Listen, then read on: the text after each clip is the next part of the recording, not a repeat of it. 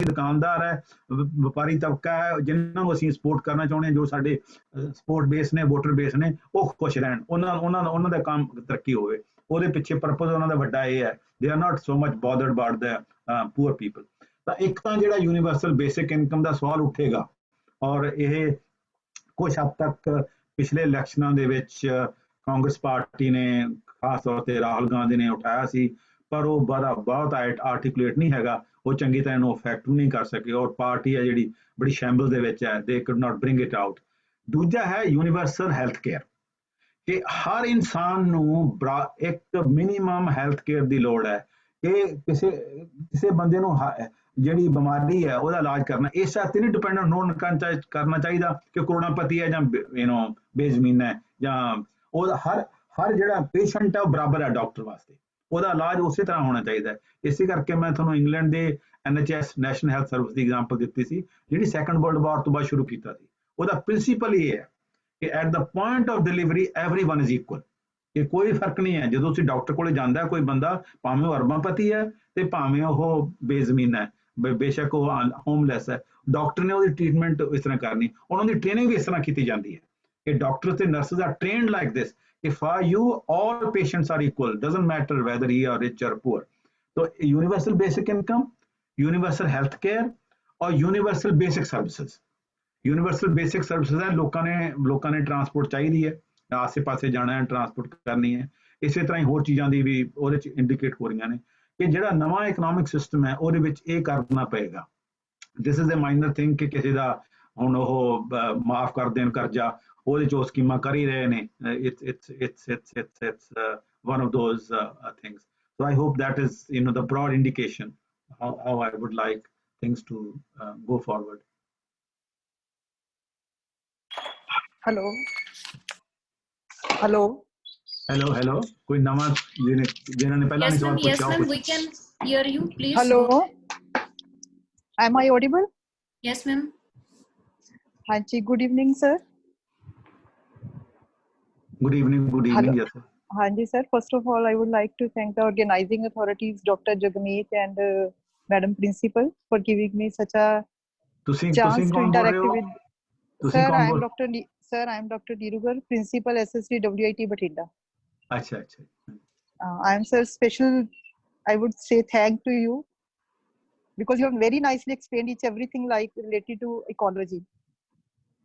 Sir, my question is, as all we know that presently we are facing so many problems due to this COVID-19, which has affected different sectors, not only single sector.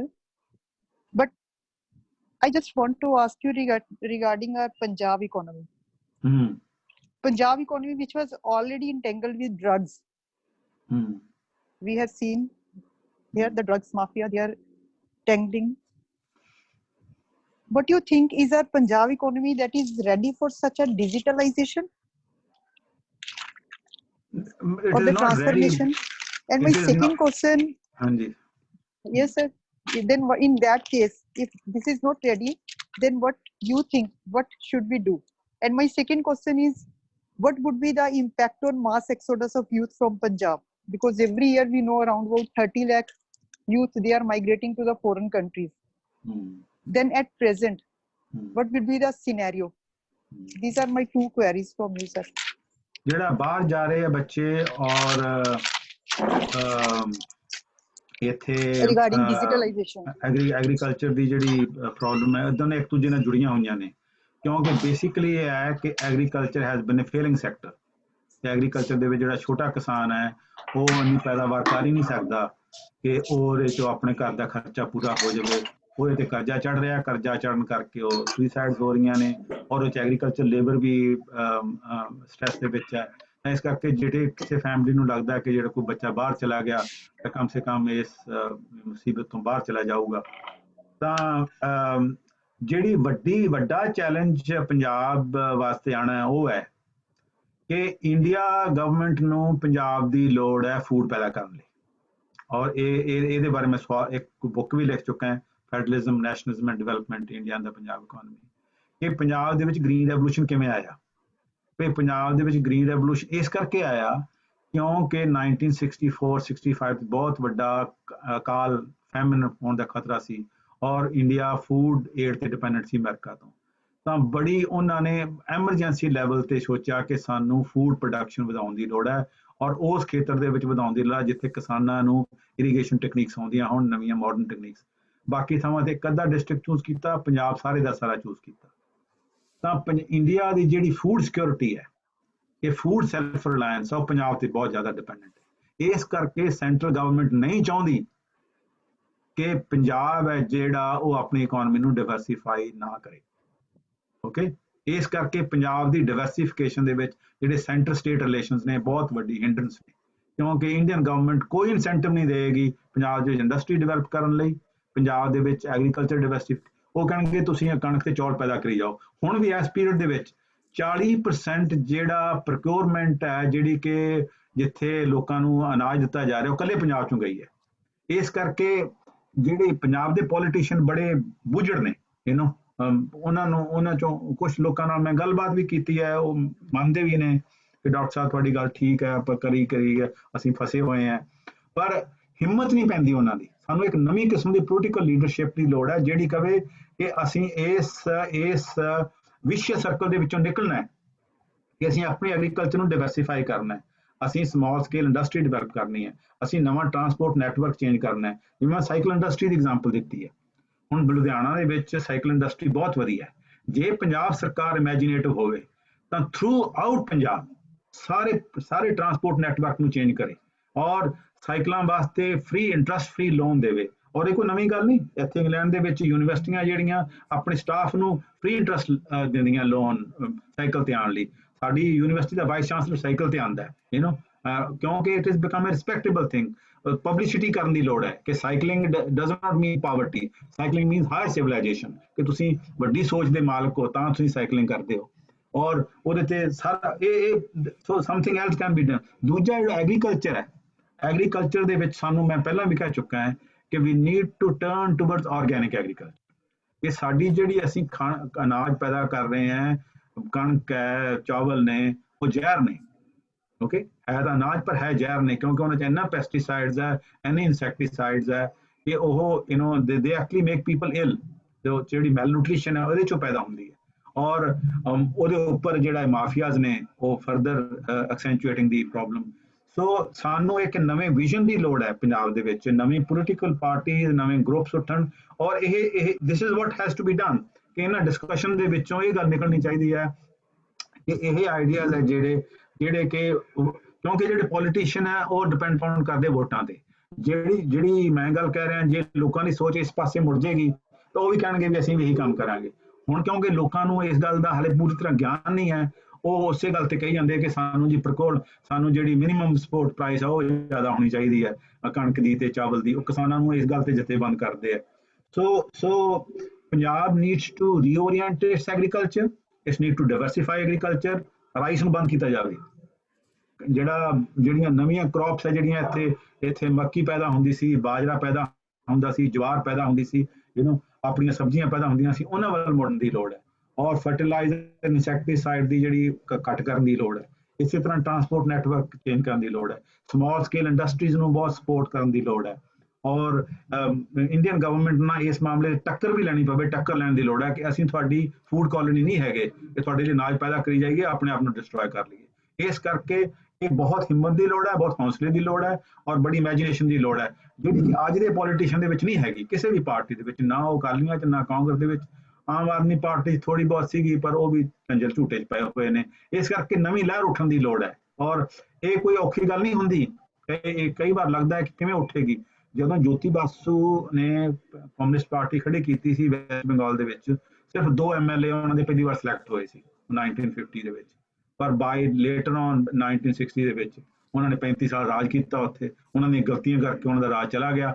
ਪਰ ਇਹ ਹੈ ਕਿ ਸਾਨੂੰ ਸ਼ੁਰੂ ਕਰਨਾ ਪਏਗਾ ਔਰ ਮੈਨੂੰ ਲੱਗਦਾ ਹੈ ਬੜੇ ਲੋਕੀ ਮੇਰੇ ਨਾਲ ਕੰਟੈਕਟ ਵੀ ਨੇ ਕਿ ਨਵੇਂ ਨੌਜਵਾਨਾਂ ਦੇ ਵਿੱਚ, ਸਟੂਡੈਂਟਸ ਦੇ ਵਿੱਚ, ਸਕਾਲਰ ਦੇ ਵਿੱਚ, ਲੈਕਚਰਰ ਦੇ ਵਿੱਚ, ਜਰਨਲਿਸਟ ਦੇ ਵਿੱਚ ਹੈਗੇ ਨੇ ਜਿਹੜੇ ਲੋਕੀ ਸੋਚ ਕਰ ਰਹੇ ਨੇ। ਉਹਨਾਂ ਨੂੰ ਸਿਰਫ ਉਹਨੂੰ ਜਥੇਬੰਦ ਹੋਣ ਦੀ ਲੋੜ ਹੈ। पर सर एक चीज हो रहा है, जो एक आम किसान है जी, आम किसान है ਜਾਂ ਆਮ ਗਰੀਬ ਲੋਕ ਹੈ ਜਿਹੜੇ ਪਿੰਡਾਂ 'ਚੋਂ ਆਪਣੀਆਂ ਜ਼ਮੀਨਾਂ ਵੇਚ ਕੇ ਬੱਚਿਆਂ ਨੂੰ ਬਾਹਰ ਭੇਜ ਰਹੇ ਹੈ just for the security of their future. ਤੇ ਇਹ ਲੋਕਾਂ ਨੂੰ ਜਦੋਂ ਆਪਣੇ ਹੱਥ 'ਚ ਕੁਝ ਨਹੀਂ, ਆਪਾਂ ਕਹਿੰਦੇ ਵੀ ਗਵਰਨਮੈਂਟ ਨੂੰ ਇਹ ਕਰਨਾ ਚਾਹੀਦਾ ਹੈ, but they are note doing anything. ਇਹ ਲੋਕਾਂ ਨੂੰ ਆਪਾਂ ਕਿਵੇਂ ਸਮਝਾ ਸਕਦੇ ਹਾਂ? ਹੁਣ ਜਿਨ੍ਹਾਂ ਦੇ 4-4 5-5 ਬੱਚੇ ਹੈ, ਸਾਰਾ ਪੈਸਾ ਲੋਕਾਂ ਨੂੰ ਫੋਰਸ ਨਹੀਂ ਕੀਤਾ ਜਾ ਸਕਦਾ। ਜੇ ਉਹਨਾਂ ਦੀ ਥੋੜੀ ਜ਼ਮੀਨ ਵੇਚ ਕੇ ਆਪਣੇ ਬੱਚੇ ਨੂੰ ਭੇਜਣਾ ਚਾਹੁੰਦੇ ਨੇ ਤਾਂ ਯੂ ਕਾਂਟ ਡੂ ਐਨੀਥਿੰਗ, ਜੇ ਐਗਰੀਕਲਚਰ ਇੱਕ ਚੰਗਾ ਜੀਵਨ ਜਾਂਚ ਦੇਣਾ ਆਪਾਂ ਸ਼ੁਰੂ ਕਰ ਦੇਵੇ, ਨਵੀਂ ਉਮੀਦ ਪੈਦਾ ਹੋਣੀ ਸ਼ੁਰੂ ਹੋ ਜਾਵੇ, ਤਾਂ ਉਹ ਨਹੀਂ ਭੇਜਣਗੇ। ਕੌਣ ਚਾਹੁੰਦਾ ਹੈ ਆਪਣੇ ਬੱਚਿਆਂ ਤੋਂ ਦੂਰ ਰਹਿਣਾ? ਇਹ ਇੱਕ ਮਜਬੂਰੀ ਦੀ ਹਾਲਤ ਦੇ ਵਿੱਚ ਲੋਕੀ ਕਰ ਰਹੇ ਨੇ। ਔਰ ਦੂਜਾ ਇਹ ਹੈ ਕਿ ਪੰਜਾਬ ਦੇ ਵਿੱਚ ਬੜਾ ਵੱਡਾ ਜ਼ੁਲਮ ਹੋਇਆ। ਪੰਜਾਬ ਦੇ ਵਿੱਚ ਪੁਲਿਸ ਨੇ ਇੰਨੇ ਜ਼ੁਲਮ ਕੀਤੇ ਆ, ਨੌਜਵਾਨ ਮੁੰਡੇ ਆ ਖਾਸ ਤੌਰ ਤੇ ਡਰਦੇ ਨੇ ਕਿ ਪਤਾ ਨਹੀਂ ਫਿਰ ਦੁਬਾਰਾ ਕਦੋਂ ਸ਼ੁਰੂ ਹੋ ਜਾਏ।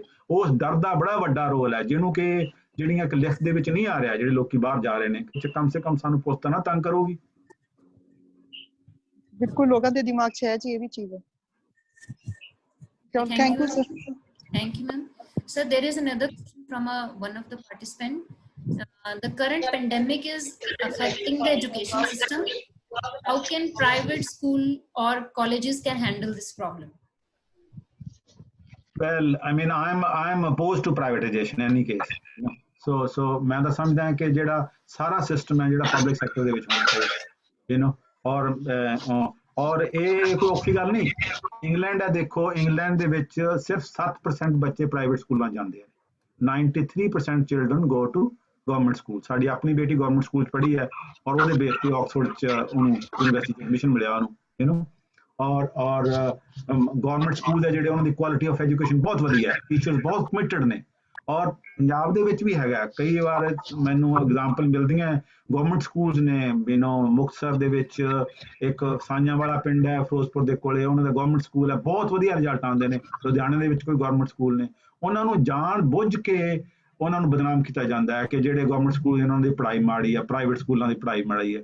ਪ੍ਰਾਈਵੇਟ ਸਕੂਲ ਜਿਹੜੇ ਖੁੱਲ ਰਹੇ ਨੇ ਬੜੇ ਥਰਡ ਰੇਟ ਕਿਸਮ ਦੇ ਪ੍ਰਾਈਵੇਟ ਸਕੂਲ ਖੁੱਲ ਰਹੇ ਨੇ, ਉਹਨਾਂ ਦੇ ਟੀਚਰ ਟ੍ਰੇਨਡ ਨਹੀਂ ਹੁੰਦੇ, ਉਹਨਾਂ ਦੀ ਅੰਗਰੇਜ਼ੀ ਵੀ ਮਾੜੀ ਹੈ। ਉਹ ਜਿਹੜੇ ਬੱਚੇ ਪੜ੍ਹਦੇ ਆ ਨਾ ਉਹਨਾਂ ਨੂੰ ਪੰਜਾਬੀ ਸਿੱਖਦੇ ਆ ਨਾ ਅੰਗਰੇਜ਼ੀ ਸਿੱਖਦੇ ਆ।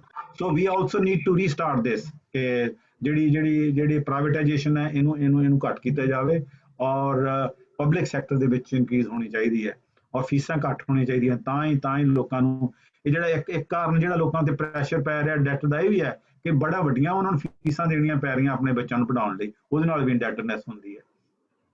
ਪਰ ਜਿਹੜਾ ਜਿੱਥੋਂ ਤੱਕ ਨਹੀਂ ਹੁੰਦਾ ਇਨੀ ਚੇਂਜ, ਤਾਂ ਪ੍ਰਾਈਵੇਟ ਸਕੂਲ ਕਮ ਸੇ ਕਮ ਇਹ ਕਰ ਸਕਦੇ ਆ ਕਿ ਆਪਣੀ ਸਕੂਲ ਰਨਿੰਗ ਦੇ ਵਿੱਚ ਉਹ green oriented economic policies adopt ਕਰਨ, ਜ਼ਿਆਦਾ ਵੇਸਟ ਨਾ ਪੈਦਾ ਕਰਨ, ਟਰੀਜ਼ ਲਾਉਣ। ਟਰੀਜ਼ ਬਾਰੇ ਕਿਸੇ ਦਿਨ ਹੋਰ ਗੱਲ ਕਰਾਂਗੇ। ਸਾਰੇ ਟਰੀਜ਼ ਨਹੀਂ ਚੰਗੇ ਹੁੰਦੇ, ਕੁਝ ਟਰੀ ਚੰਗੇ ਨੇ, ਕੁਝ ਨਹੀਂ ਚੰਗੇ ਹੈਗੇ, ਪਰ ਫਿਰ ਵੀ ਟਰੀਜ਼ ਹੈ ਜਿਹੜੇ ਕਾਰਬਨ ਡਾਈਆਕਸਾਈਡ ਮਿਸ਼ਨਸ ਨੂੰ ਅਬਜ਼ੌਰਬ ਕਰਦੇ ਨੇ, ਸਾਡੇ এনवायरमेंट ਵਾਸਤੇ ਚੰਗੇ ਨੇ। ਬੱਚਿਆਂ ਦੇ ਵਿੱਚ ਕੰਪੀਟੀਸ਼ਨ ਅਨਸੈਸਰੀ ਵਧਾਇਆ ਨਾ ਜਾਵੇ, ਜਿਹੜਾ ਕੱਪੜਿਆਂ ਤੇ ਇੰਨਾ ਜ਼ੋਰ ਹੈ ਉਹ ਨਾ ਦਿੱਤਾ ਜਾਵੇ। ਕਿਸੇ ਜਗ੍ਹਾ ਬਿਊਟੀ ਕੰਟੈਸਟ ਨਹੀਂ ਹੋਣੇ ਚਾਹੀਦੇ ਕਿਉਂਕਿ ਫਜ਼ੂਲ ਕਿਸਮ ਦੀ ਹੈ ਜਿਹੜੀ ਇਹਨਾਂ ਨੂੰ importance.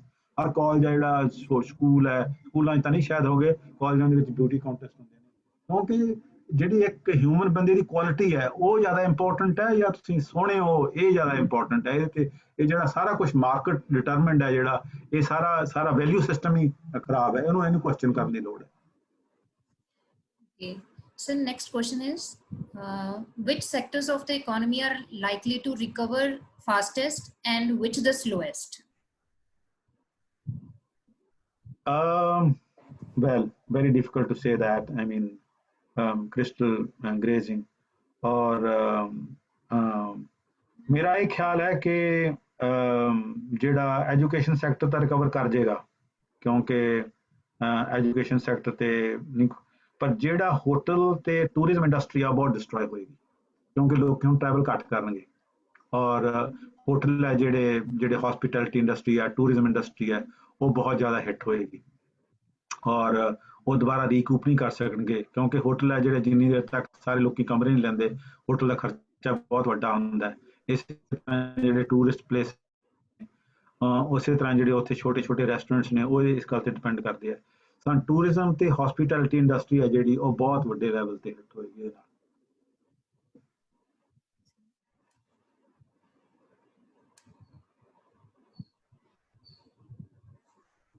So next question is, what is the source of government income? If government waives loans, from where the money will come? हाँ ये मैं पहला कवर कर ही चुका है कि ਜਿਹੜੀ ਗਵਰਨਮੈਂਟ ਦਾ ਜਿਹੜਾ ਸੋਰਸ ਹੁੰਦਾ ਹੈ, ਜਦੋਂ ਗਵਰਨਮੈਂਟ ਖਰਚ ਕਰਦੀ ਹੈ ਤਾਂ ਗਵਰਨਮੈਂਟ ਦਾ ਰੈਵਨਿਊ ਕਿੱਥੋਂ ਆਉਂਦਾ? ਗਵਰਨਮੈਂਟ ਦਾ ਰੈਵਨਿਊ ਆਉਂਦਾ ਟੈਕਸਿਸ ਤੋਂ। ਤੇ ਦੋ ਕਿਸਮ ਦੇ ਟੈਕਸ ਹੁੰਦੇ ਆ, ਇੱਕ ਇਨਡਾਇਰੈਕਟ ਟੈਕਸ ਹੁੰਦਾ, ਇੱਕ ਡਾਇਰੈਕਟ ਟੈਕਸ ਹੁੰਦਾ। ਇਨਡਾਇਰੈਕਟ ਟੈਕਸ ਹੁੰਦਾ ਲੋਕਾਂ ਦੀ ਜਦੋਂ ਖਰਚ ਕਰਦੇ ਆ, ਜਿਹਨੂੰ ਵੈਟ ਕਹਿੰਦੇ ਆ, ਪਹਿਲਾਂ ਵੈਟ ਕਹਿੰਦੇ ਸੀ, ਅੱਜ ਕੱਲ੍ਹ GST ਕਹਿੰਦੇ ਆ। ਜਿੰਨਾ ਲੋਕੀ ਜ਼ਿਆਦਾ ਖਰਚ ਕਰਨਗੇ ਉਹਨਾਂ GST ਹੋਵੇਗਾ। ਔਰ ਉਹਦੇ ਵਿੱਚ ਵੀ ਬੜੀ ਮਾੜੀ ਗੱਲ ਹੋਈ ਆ ਕਿ ਉਹਨੇ ਸੈਂਟਰ ਨੇ ਤਾਕਤਾਂ ਬਹੁਤ ਜ਼ਿਆਦਾ ਲੈ ਲਈਆਂ ਨੇ। ਉਹ GST ਪਹਿਲਾਂ ਸਟੇਟ ਲੈਂਦੇ ਸੀ, ਸਟੇਟ ਦਾ ਜਿਹੜਾ ਰੈਵਨਿਊ ਹੈ ਉਹਦਾ ਮੁੱਖ ਸੋਰਸ ਹੀ ਸੇਲਸ ਟੈਕਸ ਹੁੰਦਾ ਸੀ, ਉਹ ਹੁਣ GST ਬਣਾ ਕੇ ਸੈਂਟਰ ਨੇ ਆਪਣੇ ਹੱਥ 'ਚ ਲੈ ਰਿਹਾ। ਇੱਕ ਤਾਂ ਹੈ ਟੈਕਸਿਸ, ਦੂਜਾ ਹੈ ਡਾਇਰੈਕਟ ਟੈਕਸਿਸ। ਡਾਇਰੈਕਟ ਟੈਕਸਿਸ ਹੈ ਕਿ ਥੋੜੀ ਇਨਕਮ ਤੇ ਪ੍ਰਾਪਰਟੀ ਤੇ ਵੈਲਥ ਤੇ ਹੁੰਦੇ ਆ। ਜਿਹੜਾ ਇੰਡੀਆ ਦੇ ਵਿੱਚ ਹੈ ਉਹ ਜ਼ਿਆਦਾ ਇਨਡਾਇਰੈਕਟ ਟੈਕਸਿਸ ਵੱਲ ਹੈ। ਇਹਦਾ ਮਤਲਬ ਇਹ ਹੈ ਕਿ ਜਿਹੜੇ ਗਰੀਬ ਤੇ ਮਿਡਲ ਕਲਾਸ ਲੋਕਾਂ ਦੇ ਬਰਡਨ ਜ਼ਿਆਦਾ ਨੇ ਔਰ ਗਰੀਬਾਂ ਅਮੀਰਾਂ ਤੇ ਘੱਟ ਨੇ। ਮੈਂ ਕਹਿੰਦਾ ਕਿ ਇਹ ਚੇਂਜ ਕਰਨਾ ਪਏਗਾ ਕਿ ਜਿਹੜਾ ਹੁਣ ਫਿਊਚਰ ਦੇ ਵਿੱਚ ਜਿਹੜੀ ਸਰਕਾਰ ਦਾ ਰੈਵਨਿਊ ਹੈ ਉਹਨੂੰ ਇਨਕਰੀਜ਼ ਕਰਨ ਲਈ ਜਿਹੜੇ ਅਮੀਰਾਂ ਤੇ ਟੈਕਸ ਇਨਕਰੀਜ਼ ਕਰਨਾ ਪਏਗਾ। ਹੁਣ ਜਦੋਂ ਅਮੀਰਾਂ ਤੇ ਟੈਕਸ ਇਨਕਰੀਜ਼ ਕਰਨ ਦੀ ਗੱਲ ਕਰਦੇ ਆ ਤਾਂ ਕੁਝ ਲੋਕੀ ਇਹ ਕਹਿ ਦਿੰਦੇ ਆ ਕਿ ਜੀ ਜੇ ਉੱਥੇ ਟੈਕਸ ਇਨਕਰੀਜ਼ ਕਰਦਾ ਤਾਂ ਉੱਥੋਂ ਭੱਜ ਕੇ ਦੂਜੇ ਮੁਲਕ ਚਲੇ ਜਾਣਗੇ। ਕਦੇ ਨਹੀਂ ਹੁੰਦਾ ਇਹ ਗੱਲ, ਇਹ ਸਿਰਫ ਡਰਾਉਣ ਲਈ ਹੁੰਦਾ। ਜਿਹੜੇ ਅਮੀਰਾਂ ਦੀਆਂ ਲੌਬੀਜ਼ ਨੇ ਉਹ ਕਹਿੰਦੀਆਂ ਕਿ ਅਸੀਂ ਦੂਜੇ ਮੁਲਕ ਚਲੇ ਜਾਵਾਂਗੇ, ਕੁਝ ਨਹੀਂ ਹੁੰਦਾ। ਇਹਨਾਂ ਮੁਲਕਾਂ ਦੇ ਵਿੱਚ ਵੀ ਇਹ ਡਿਬੇਟ ਚੱਲੀ ਸੀ ਕਿਉਂਕਿ ਲੋਕੀ, ਕੋਈ ਇੱਕ ਇੰਡਸਟਰੀਅਲਿਸਟ ਕਿੱਥੇ ਰਹਿਣਾ ਚਾਹੁੰਦਾ ਹੈ, ਉਹ ਇਸ ਕਰਕੇ ਰਹਿਣਾ ਚਾਹੁੰਦਾ ਕਿ ਉਹਦੇ ਪੇਰੈਂਟਸ ਕਿੱਥੇ ਨੇ, ਉੱਥੇ ਬੱਚੇ ਕਿੱਥੇ ਨੇ, ਉੱਥੋਂ ਦੀ ਲੈਂਗੁਏਜ ਹੈ, ਕਲਚਰ ਹੈ, ਉਹਨਾਂ ਦੀਆਂ ਰੂਟਸ ਕਿੱਥੇ ਨੇ। ਜ਼ਰੂਰੀ ਨਹੀਂ ਹੈ ਕਿ ਉਹ ਜਿੱਥੇ ਉਹਨਾਂ ਨੂੰ ਘੱਟ ਟੈਕਸ ਉੱਥੇ ਚਲੇ ਜਾਣਗੇ। It doesn't happen like that. So we need to have that redistribution। ਔਰ ਜਿਹੜੀ ਮੈਂ ਪਹਿਲਾਂ ਗੱਲ ਕਰ ਚੁੱਕਾ ਕਿ ਯੂਨੀਵਰਸਲ ਬੇਸਿਕ ਇਨਕਮ ਔਰ ਯੂਨੀਵਰਸਲ ਹੈਲਥ ਕੇਅਰ ਉਹ ਤਾਂ ਹੀ ਹੋ ਸਕੇਗੀ ਜਦੋਂ ਸਰਕਾਰਾਂ ਦੇ ਕੋਲੇ ਰੈਵਨਿਊ ਹੋਏਗਾ। ਔਰ ਸਰਕਾਰਾਂ ਦਾ ਰੈਵਨਿਊ ਹੈ ਜਿਹੜਾ ਬੇਸਿਕ ਸੋਰਸ ਉਹਦਾ ਟੈਕਸੇਸ਼ਨ ਹੈ, ਔਰ ਉਹ ਟੈਕਸੇਸ਼ਨ ਡਾਇਰੈਕਟ ਟੈਕਸੇਸ਼ਨ 'ਚ ਹੋਣੀ ਚਾਹੀਦੀ ਹੈ। ਦੂਜਾ ਤਰੀਕਾ ਸਰਕਾਰਾਂ ਦਾ ਹੁੰਦਾ ਹੈ ਕਿ ਦੇ ਪ੍ਰਿੰਟ ਮਨੀ ਔਰ ਦੇ ਟੇਕ ਲੋਨ ਫਰੋਮ ਪੀਪਲ, ਜਿਹੜਾ ਕਿ ਬੌਂਡਸ ਸੇਲ ਕਰਦੇ ਨੇ, ਉਹਨੂੰ ਅਸੀਂ ਪਬਲਿਕ ਬੋਰੋਇੰਗ ਕਹਿੰਦੇ ਹਾਂ। ਉਹ ਹੈ ਜਿਹੜਾ ਉਹ ਬਾਅਦ ਦੇ ਵਿੱਚ ਪੇ ਕਰਨਾ ਹੀ ਪੈਂਦਾ ਅਲਟੀਮੇਟਲੀ ਸਰਕਾਰ ਨੂੰ। ਔਰ ਜਿਹੜੀ ਹੈ ਸਰਕਾਰ ਹੈ ਜਿਹੜੀ ਉਹ ਪ੍ਰਿੰਟ ਵੀ ਹੈ ਅਨਲਿਮਿਟਡ ਨਹੀਂ ਕਰ ਸਕਦੀ ਕਿਉਂਕਿ ਜਦੋਂ ਮਨੀ ਸਰਕੂਲੇਸ਼ਨ ਜ਼ਿਆਦਾ ਵੱਧ ਜਾਂਦੀ ਹੈ ਉਹਦੇ ਨਾਲ ਇਨਫਲੇਸ਼ਨ ਹੋ ਜਾਂਦਾ ਹੈ। ਇਨਫਲੇਸ਼ਨ ਹੋਣ ਨਾਲ ਲੋਕਾਂ ਦੀ ਜਿਹੜੀ ਕੁਆਲਿਟੀ ਆਫ ਲਾਈਫ ਹੈ ਡਿਟੀਰੀਓਰੇਟ ਹੋ ਜਾਂਦੀ ਹੈ ਕਿਉਂਕਿ ਉਹਨਾਂ ਤੇ ਰੀਅਲ ਬਰਡਨ ਵੱਧ ਜਾਂਦਾ ਹੈ ਔਰ ਇੰਟਰਨੈਸ਼ਨਲ ਲੈਵਲ ਤੇ ਤੁਹਾਡੀ ਕੰਪੈਟੀਟਿਵਨੈਸ ਘੱਟ ਜਾਂਦੀ ਹੈ। ਇਸ ਕਰਕੇ ਉਹ ਹੈ ਜਿਹੜਾ ਉਹ ਟੈਂਪਰੇਰੀ ਤੌਰ ਤੇ ਤਾਂ ਯੂਜ਼ ਕੀਤਾ ਜਾ ਸਕਦਾ, ਪਰ that's not A long term solution. Long term solution ਇਹ ਹੈ ਕਿ ਇਨਕਮ ਟੈਕਸ ਤੇ ਪ੍ਰੋਪਰਟੀ ਟੈਕਸ ਤੇ ਵੈਲਥ ਟੈਕਸ ਦੇ ਲਾ ਕੇ ਰੈਵਨਿਊ ਰੇਜ਼ ਕੀਤਾ ਜਾਵੇ। Anyone? Hello, ma'am. Yes, sir. ਸਤਿ ਸ਼੍ਰੀ ਅਕਾਲ ਸਰ। ਸਤਿ ਸ਼੍ਰੀ ਅਕਾਲ ਜੀ। myself Dr. Jaspal Singh, university college Ghudda. ਹਾਂਜੀ ਸਰ ਮੇਰਾ ਇੱਕ ਕੁਐਸਚਨ ਹੈ, ਜਿਹੜਾ ਇੰਟਰਨੈਸ਼ਨਲ ਸਟੂਡੈਂਟਸ ਨੇ, ਹੁਣ ਆਪਣੇ ਸਟੂਡੈਂਟ ਬਹੁਤ ਜਾਂਦੇ ਨੇ, ਉਹਨਾਂ ਦਾ ਫਿਊਚਰ ਕੀ ਹੈ?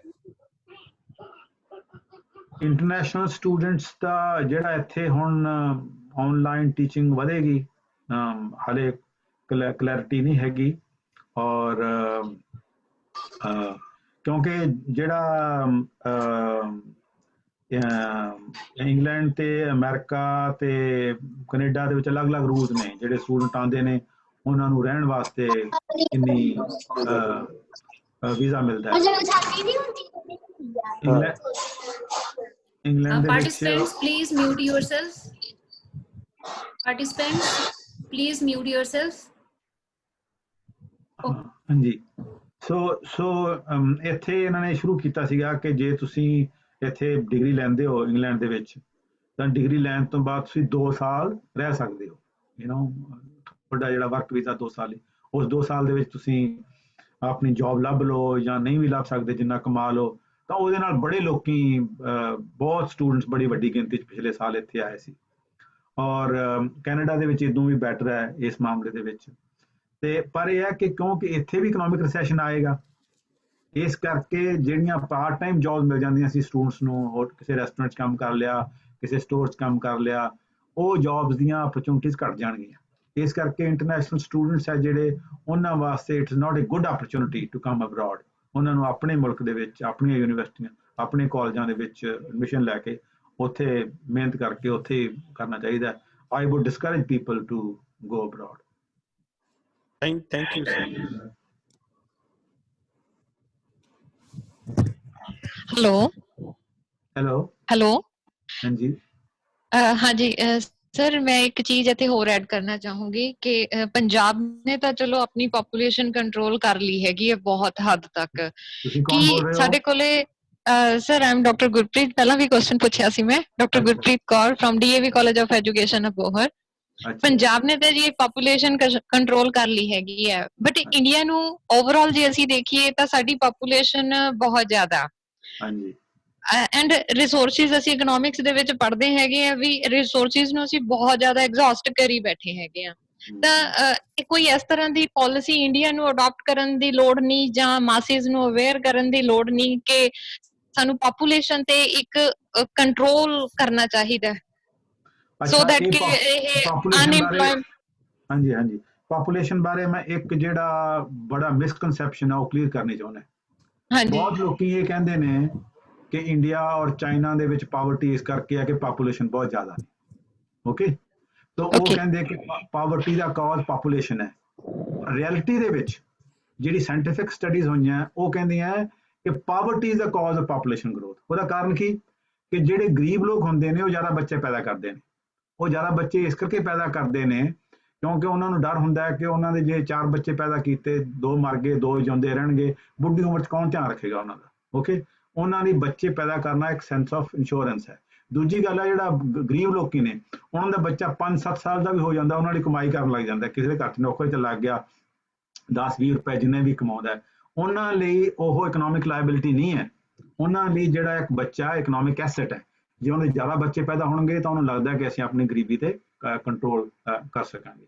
ਜਿਹੜੀ ਮਿਡਲ ਕਲਾਸ, ਅਪਰ ਮਿਡਲ ਕਲਾਸ ਹੈ, ਉਹਨਾਂ ਦਾ ਬੱਚਾ ਜੰਮਦੇ ਸਾਰ ਹੀ ਬੜਾ ਵੱਡਾ ਸੋਰਸ ਆਫ ਬਰਡਨ ਬਣ ਜਾਂਦਾ ਹੈ। ਉਹਦੇ ਟॉयਜ਼ ਖਰੀਦਣਾ, ਉਹਦੇ ਲਈ ਕੱਪੜੇ ਖਰੀਦਣਾ, it's a very big burden. ਔਰ ਪਹਿਲੀ ਗੱਲ ਹੈ ਪਾਪੂਲੇਸ਼ਨ ਨੂੰ ਕੰਟਰੋਲ ਕਰਨ ਲਈ ਪਾਵਰਟੀ ਨੂੰ ਕੰਟਰੋਲ ਕਰਨਾ ਜ਼ਰੂਰੀ ਹੈ। ਜਦੋਂ ਲੋਕੀ ਥੋੜਾ ਵੈਲ ਆਫ ਹੁੰਦੇ ਆ ਉਹਨਾਂ ਦਾ ਬਰਥ ਰੇਟ ਘਟ ਜਾਂਦਾ ਹੈ। ਦੂਜੀ ਗੱਲ ਇਹ ਹੈ ਕਿ ਜਦੋਂ ਔਰਤਾਂ ਦੀ ਐਜੂਕੇਸ਼ਨ ਵੱਧਦੀ ਹੈ ਬਰਥ ਰੇਟ ਘਟਦਾ ਹੈ। ਇਹ ਯੂਨੀਵਰਸਲੀ ਵੈਲਿਡ ਹੈ, through out the world it has been found. Yes yes sir yes sir. Literacy ਵੱਧਦੀ ਹੈ ਉੱਥੇ ਬਰਥ ਰੇਟ ਘਟ ਜਾਂਦਾ ਹੈ। ਉਹਦਾ ਕਾਰਨ ਇਹ ਹੈ ਕਿ ਜਦੋਂ ਵਿਮਨ ਲਿਟਰੇਸੀ ਵੱਧਦੀ ਹੈ, ਇੱਕ ਤਾਂ ਹੈ ਕਿ ਔਰਤਾਂ ਨੂੰ ਆਪਣੀ ਰੀਪਰੋਡਕਟਿਵ ਕੈਪੇਬਿਲਿਟੀ ਬਾਰੇ ਨੌਲੇਜ ਹੋ ਜਾਂਦੀ ਹੈ ਕਿ ਜੋ ਨਹੀਂ ਪ੍ਰੈਗਨੈਂਟ ਹੋਣਾ ਚਾਹੁੰਦੀਆਂ ਤਾਂ ਉਹਨਾਂ ਨੂੰ ਪਤਾ ਹੈ ਕਿ ਕਿਵੇਂ ਆਪਣੇ ਆਪ ਨੂੰ ਕਿਵੇਂ ਕੰਟਰੋਲ ਕਰਨਾ, ਨਹੀਂ ਪ੍ਰੈਗਨੈਂਟ ਹੋਣਾ। ਦੂਜਾ ਇਹ ਹੈ ਕਿ ਜਦੋਂ ਲਿਟਰੇਸੀ ਵੱਧਦੀ ਹੈ ਤਾਂ ਉਹਨਾਂ ਦੀ ਮੈਰਿਜੇਬਲ ਏਜ ਵੱਧ ਜਾਂਦੀ ਹੈ ਕਿ ਜੇ ਇਲਿਟਰੇਟ ਕੁੜੀ ਹੈ ਉਹਨੇ ਵਿਆਹ ਕਰਾਉਣਾ, ਉਹ 15-16 ਸਾਲ 20 ਸਾਲ ਦੀ ਉਮਰ ਤੋਂ ਪਹਿਲਾਂ ਵਿਆਹ ਕਰਾ ਲੇਗੀ। ਜੇ ਉਹਨੇ ਪੜ੍ਹਨਾ ਹੈ, ਉਹਨੇ BA ਕਰਨਾ ਹੈ, MA ਕਰਨਾ ਹੈ, ਜਦੋਂ ਤੱਕ ਕੰਪਲੀਟ ਕਰੇਗੀ 30-31 ਸਾਲ ਦੀ ਹੋ ਗਈ ਉਦੋਂ ਵਿਆਹ ਕਰਾਇਆ, ਤਾਂ ਕੁਦਰਤੀ ਗੱਲ ਹੈ ਕਿ ਜਿਹੜੀ ਮੈਰਿਜੇਬਲ ਜਿਹੜੀ ਬੱਚੇ ਪੈਦਾ ਕਰਨ ਦੀ ਏਜ ਹੈ ਉਹ ਘਟ ਜਾਂਦੀ ਹੈ। ਔਰ ਦੂਜਾ ਇਹ ਹੈ ਕਿ ਕਿਉਂਕਿ ਮਿਡਲ ਕਲਾਸ ਦੇ ਵਿੱਚ ਜਿਹੜਾ ਬੱਚਾ ਸਾਹਮਣਾ ਬੜਾ ਔਖਾ ਹੁੰਦਾ, ਖਰਚੀਲਾ ਹੁੰਦਾ, ਤਾਂ ਉਹ ਘੱਟ ਬੱਚਾ ਪੈਦਾ ਕਰਦੇ ਨੇ। ਇਸ ਕਰਕੇ ਪਾਪੂਲੇਸ਼ਨ ਨੂੰ ਘਟਾਉਣ ਦਾ ਤਰੀਕਾ ਇਕੱਲੀ ਐਜੂਕੇਸ਼ਨ ਨਹੀਂ ਹੈ।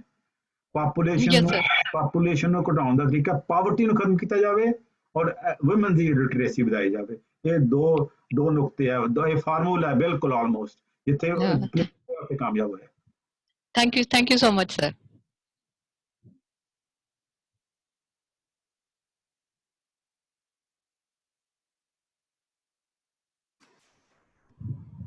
Anyone having any question?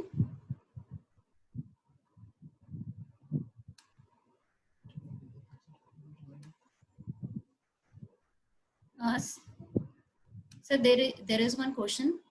ਹਾਂਜੀ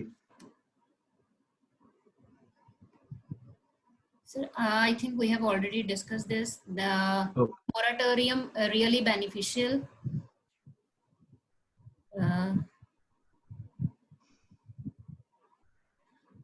During this pandemic period, all type of business, they are facing many type of problems. And is it the right time to promote corporate farming and direct market selling to the farmers? ਨਹੀਂ, corporate farming ਤਾਂ ਹੋਰ ਵੀ ਬੜੀ ਖਤਰਨਾਕ ਹੈ। Corporate farming ਹੈ ਉਹ ਤਾਂ ਬਿਲਕੁਲ ਡਿਸਟਰੋਏ ਕਰ ਦੇਗੀ ਫਾਰਮਰਸ ਨੂੰ। ਸਾਨੂੰ ਜ਼ਿਆਦਾ ਕੋਆਪਰੇਟਿਵ ਫਾਰਮਿੰਗ ਦੀ ਵਾਲੇ ਪਾਸੇ ਵਧਣਾ ਚਾਹੀਦਾ ਹੈ। ਇਹ ਠੀਕ ਹੈ ਕਿ ਜਿਹੜਾ ਮਨੀ ਲੈਂਡਰਸ ਤੇ ਜਿਹੜਾ ਇੰਟਰਮੀਡੀਏਟਰੀਜ਼ ਹੈ ਉਹਨਾਂ ਦਾ ਰੋਲ ਘੱਟ ਕਰਨਾ ਚਾਹੀਦਾ ਹੈ ਕਿਉਂਕਿ ਦੇ make lot of profit out of it. Okay, sir. Okay. Any question? I think we are done, sir. Hello okay hello ਹਾਂਜੀ ਹੈਲੋ। ਹਾਂਜੀ sir doctor Gurpreet Hayer sir ਤੁਸੀਂ ਹੁਣੇ ਕਿਹਾ ਕਿ ਮਨੀ ਲੈਂਡਰਸ ਦਾ ਰੋਲ ਹੈ ਜਿਹੜਾ ਉਹ ਘੱਟ ਕਰਨਾ ਚਾਹੀਦਾ। ਮੈਂ ਹਾਂਜੀ। ਬੇਸਿਕਲੀ ਪਿੰਡ ਤੋਂ ਹੈ ਜੀ, ਗਿੱਦੜਬਾਹਾ ਪਿੰਡ ਹੈ ਮੇਰਾ। ਅੱਛਾ ਤੇ ਜੀ। ਮੇਰੇ ਦਾਦਾ ਜੀ ਹੁਣ ਤਾਂ ਨਹੀਂ ਹੈਗੇ ਇਸ ਦੁਨੀਆ ਦੇ ਵਿੱਚ, ਬਟ ਜਾਂਦੇ ਸੀਗੇ ਤਾਂ ਉਹ ਕਹਿੰਦੇ ਹੁੰਦੇ ਸੀਗੇ ਵੀ ਬੈਂਕਾਂ ਤੋਂ ਸਾਨੂੰ ਪੈਸੇ ਛੇਤੀ ਨਹੀਂ ਮਿਲਦੇ, ਸਾਨੂੰ ਤਾਂ ਜਿਹੜਾ ਮਤਲਬ ਮਨੀ ਲੈਂਡਰ ਜਿਹਨਾਂ ਨੂੰ ਆਪਾਂ ਕੀ ਕਹਿੰਦੇ ਆ ਸਰ ਪੰਜਾਬੀ ਚ, ਆੜਤੀਏ ਔਰ ਆੜਤੀਏ, ਹਾਂਜੀ ਆੜਤੀਆਂ ਕੋਲੇ ਜਦੋਂ ਚਾਹੇ ਦਿਨ ਹੋਵੇ ਚਾਹੇ ਰਾਤ ਹੋਵੇ, ਕਦੋਂ ਹੀ ਸਾਡੀ ਲੋੜ ਹੋਵੇ ਅਸੀਂ ਉਹਨਾਂ ਤੋਂ ਮਤਲਬ ਲੈ ਸਕਦੇ ਹੈਗੇ ਆ। ਤਾਂ ਔਰ ਸਾਡੇ ਇਮੋਸ਼ਨਲ ਅਟੈਚਮੈਂਟ ਹੈ ਉਸ ਬੰਦੇ ਦੇ ਨਾਲ, ਚਾਹੇ ਸਾਨੂੰ ਪਤਾ ਹੈ ਵੀ ਉਹ ਠੱਗੀ ਵੀ ਮਾਰਦਾ ਵਿੱਚੋਂ, ਚਲੋ ਸਾਰੇ ਨਹੀਂ ਮਾਰਦੇ ਹੋਣਗੇ ਜਾਂ ਹਰ ਇੱਕ ਨੇ ਆਪਦਾ ਪ੍ਰੋਫਿਟ ਵੀ ਕੱਢਣਾ ਹੋਊਗਾ।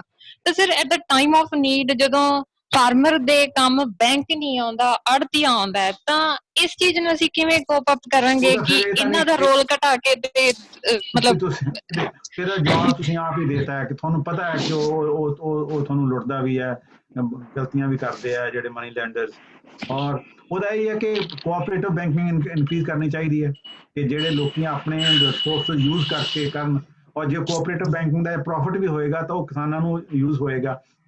ਇਸ ਕਰਕੇ ਜਿਹੜਾ ਇਹ ਮਨੀ ਲੈਂਡਿੰਗ ਹੈ ਜਿਹੜੀ, ਇਹਨੂੰ ਖਤਮ ਕਰਨਾ ਹੀ ਪਏਗਾ। ਮਨੀ ਲੈਂਡਿੰਗ ਨੂੰ ਖਤਮ ਕਰਨ ਦਾ ਤਰੀਕਾ ਇਹ ਹੈ ਕਿ ਜਿਹੜੀ ਬੈਂਕਿੰਗ ਹੈ ਉਹਨੂੰ ਐਫੀਸ਼ੀਐਂਟ ਕਰਨਾ ਪਏਗਾ, ਔਰ ਖਾਸ ਤੌਰ ਤੇ ਕੋਆਪਰੇਟਿਵ ਬੈਂਕਿੰਗ, ਜਿੱਥੇ ਕਿ ਕਿਸਾਨ ਆਪਣੀ ਜਿਹੜੀ ਆਮਦਨ ਦੇ ਵਿੱਚੋਂ ਸੇਵਿੰਗਸ ਹੁੰਦੀ ਹੈ ਉਹਨਾਂ ਬੈਂਕਾਂ ਜਮ੍ਹਾਂ ਕਰਾਉਣ, ਉਹ ਸੇਵਿੰਗਸ ਹੈ ਜਿਹੜੀ ਉਸ bank the source of income ਹੈ, ਉਸ ਇਨਕਮ ਨੂੰ ਦੂਜੇ ਕਿਸਾਨਾਂ ਨੂੰ ਦੇਣ ਲਈ ਯੂਜ਼ ਕੀਤਾ ਜਾਵੇ।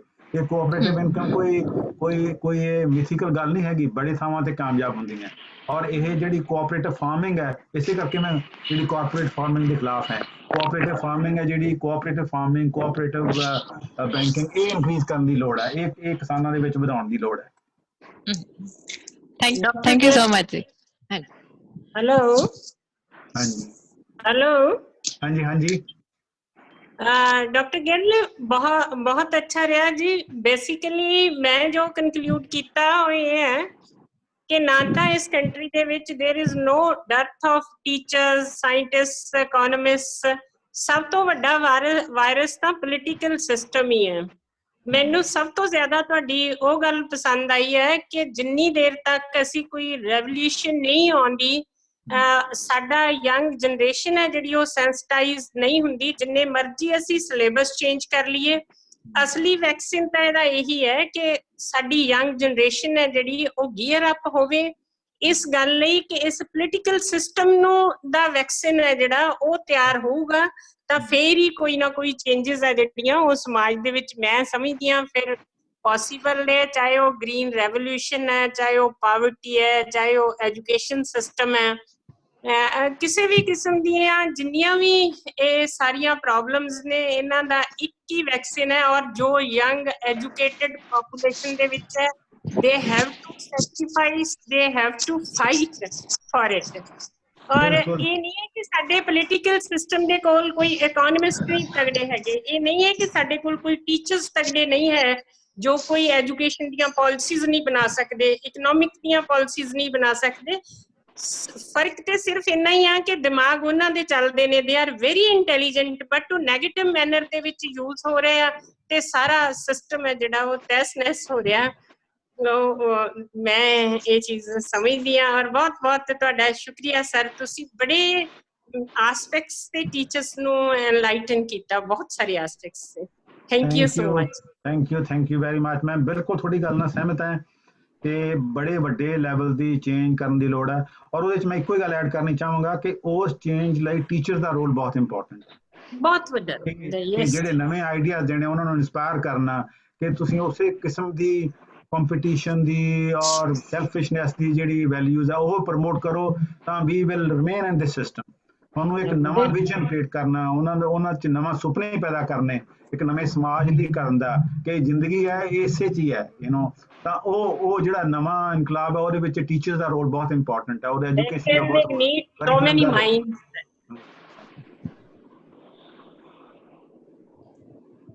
Okay, thank you, ma'am. Thank you, sir. Sir, we are very thankful to you for being with us, for sparing time with us. And I would like to say that this webinar is possible only with the support and encouragement of our... Only because of... Okay. Thank you, sir. Thank you you. all the Thank participants. you, Pritam ji. Thank- Thank you. Thank you ji, thank you. Thanks to all.